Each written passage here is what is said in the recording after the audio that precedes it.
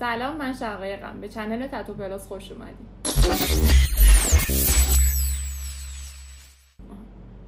کاری که باید قبل از تتو زدن انجام بدیم. توی این ویدیو با من همراه باشید که تمام این کارها رو بهتون توضیح بدم. یکی از مهمترین کارهایی که باید بکنید آبرسانی به پوستتون 2 تا 3 روز قبل از تتوه. با خوردن آب زیاد باعث میشین پوستتون دهیدراته بشه، مرطوب باشه و سالم باشه و فرآیند رنگ پذیری پوستتون بالا بره. اگر دقت کرده باشین اکثریت تتو آرتیست ها قبل از اجرای کار با تلفن و آبرسان پوستتون رو آبرسان میکنن. خودتون هم 2 تا 3 روز قبل آب زیادی باید مصرف کنید که پوستتون کاملا دهیدراته باشه.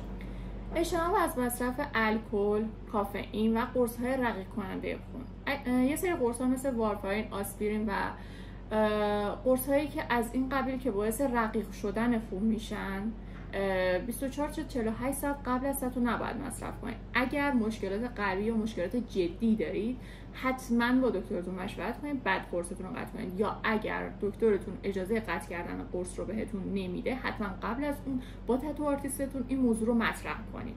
مصرف الکل 24 تا 48 ساعت قبل از اجرای تتوتون باعث میشه خون شما رقیق بشه. کافئین هم همینطور، قهوه، نسکافه، اینا همشون باعث رقیق شدن خون میشن. رقیق شدن خون باعث میشه حین اجرای تتو وقتی پوست زخم میشه و دستگاه روی اون حرکت میکنه خون از پوست میزنه بیرون و باعث میشه که رنگی که ما وارد پوست میکنیم با خون از پوست خارج بشه، پس رنگ پذیری پوست رو به شدت پایین میاره. اگر میخواین یه تتوی پررنگ و خوب داشته باشین حتما مصرف الکل و کافئین رو قبل از اینکه تتو بزنین قطع کنید.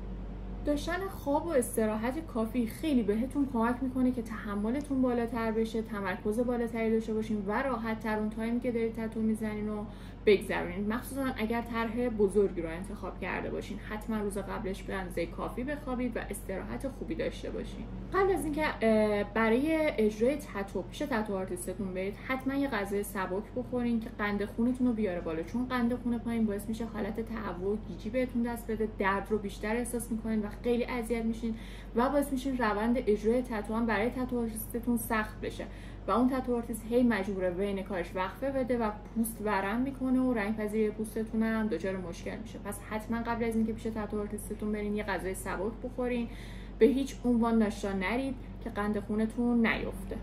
پوستتو قبل از اینکه بری پیش تتو آرتیستت چرب نکن. اول اینکه برو یه دوش آب سرد بگیر قبل از اینکه بری برای تتو زدن. بعد پوستتو به هیچ عنوان چرب نکن، لوسیون نزن. پوستت باید در حالت کاملا عادی باشه.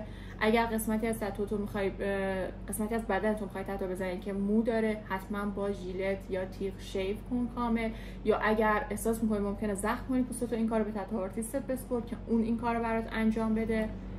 یکی از نکته هایی که به نظر من خیلی مهمه، اگر خودتون آدم حساسی هستین لباس مناسب موقع زدن تتوه. اگر قسمتی از بدنتون میخواین تتو بزنید، مثلا اگر میخواید روی بازو تتو بزنید حتما یه تاپ گشاد بپوش یا یه تیشرتی که آستینش بیاد بالا که و به نظر من تاپ خیلی بهتره، چون باعث میشه که بعد از تتوتون حتی بازم لباس روی اون تتو کشیده نشه که هم نه لباس خودتون کثیف بشه و نه معذب بشین. پس نسبت به اون قسمتی از بدنتون که داری تتو میزنی لباس مناسب بپوش، یا حتی با خودت ببر. اگر میخوای روی پات تتو بزنی شلوار با خودت ببر که اون تایمی که داری تتو میزنی و راحت بگذرونی. وسایل شخصی با خودت ببر، خوراکی، آب، هندزفری. چرا میگم هندزفری با خودت ببر؟ بعضی از تتو آرتیست ها مشکل ندارن که شما اون تایم باشون صحبت کنید یا موزیک میذارن. خیلی از تتو آرتیست ها بعضی ها هم دوست ندارن، میخوان توی سکوت کامل کار کنن و سکوت شما به بهتر کار کردن اونا کمک میکنه و این بین آرتیست های مختلف متفاوته. پس شما هندزفری با خودت ببر که اگر آرتیستتون تمایلی به صحبت کردن داشت و احتیاج به تمرکز بالایی داشت بتونی خودتو سرگرم کنی اون تایم و که زودتر اون تایم برات بگذره. خوراکی با خودت ببر، آب با خودت ببر که نخوای بین کارت وقفه بندازی بری بیرون چیزی بخری یا اذیت بشی و قند خونت بیفته. به هیچ عنوان قبل از اینکه بری تتو بزنی سولاریوم نری یا حتی بعدش هم نباید بری سولار. چه سولار چه آفتاب باعث میشه پوست سوخته بشه و اون پوست سطح پوست نازک میشه. تتو آرتیستی که داره روی پوستت کار میکنه 1 ماه قبلش و 1 ماه بعد از تتو نباید بری سولار.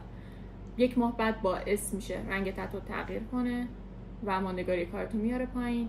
تا 1 ماه قبلش هم چون پوستو نازک میکنه و پوست سوخته هستش، باعث میشه رنگ پذیری پوستت به شدت بیاد پایین و کار تتو آرتیستو خیلی سخت میکنی. اگر این نکات رو رعایت کنی و یه تتو آرتیست خیلی خوب رو انتخاب کنی، بهترین تتویی که میتونی داشته باشی رو میزنی.